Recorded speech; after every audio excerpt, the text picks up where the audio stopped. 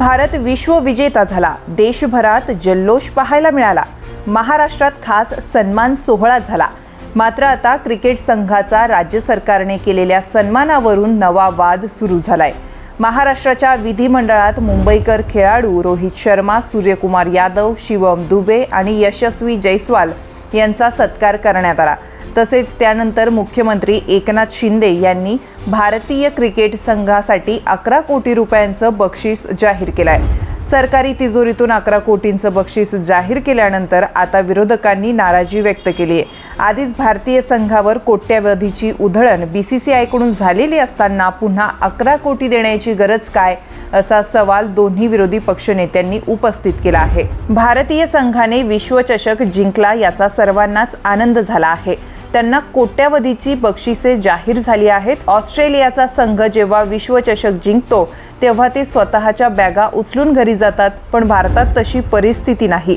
क्रिकेटपटूंना आधीच खूप पैसे मिळाले आहेत. क्रिकेटपटू पैशांसाठी नाही तर देशासाठी खेळतात, मग त्यांना पैसे का देत आहात, असाही सवाल वडेट्टीवार यांनी उपस्थित केलाय. वडेट्टीवार पुढे म्हणाले की गेल्या 4 महिन्यात 1068 आत्महत्या झाल्या आहेत. ही अधिकृत माहिती आहे. शेतकऱ्यांना जर मदत मिळत नसेल तर सरकारचा पर्दाफाश जनता करेल.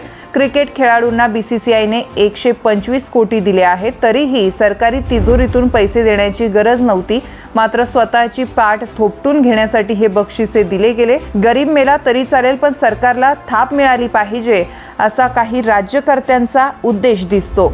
वडेट्टीवार यांच्याप्रमाणेच विधान परिषदेचे विरोधी पक्षनेते अंबादास दानवे यांनीही या निर्णयावर कडाडून टीका केली आहे. सरकारी तिजोरीतून बक्षीस देण्याची गरज नव्हती, तसेच खेळाडूंनाही बक्षिसाची गरज नाही. BCCIकडून त्यांना खूप मानधन मिळतं. एवढा मोठा निधी राज्याच्या तिजोरीतून देण्यापेक्षा मुख्यमंत्र्यांनी स्वतःच्या खिशातून बक्षिसं द्यायला हवी होती, अशी टीका दानवेंनी केली. भारतीय क्रिकेट संघाला राज्य सरकारने 11 कोटींचं बक्षीस देण्यावरून वाद सुरू असतानाच भाजपाचे आमदार प्रसाद लाड यांनी मात्र संघाला 15 कोटी रुपये द्यायला हवे होते, असं म्हटलंय.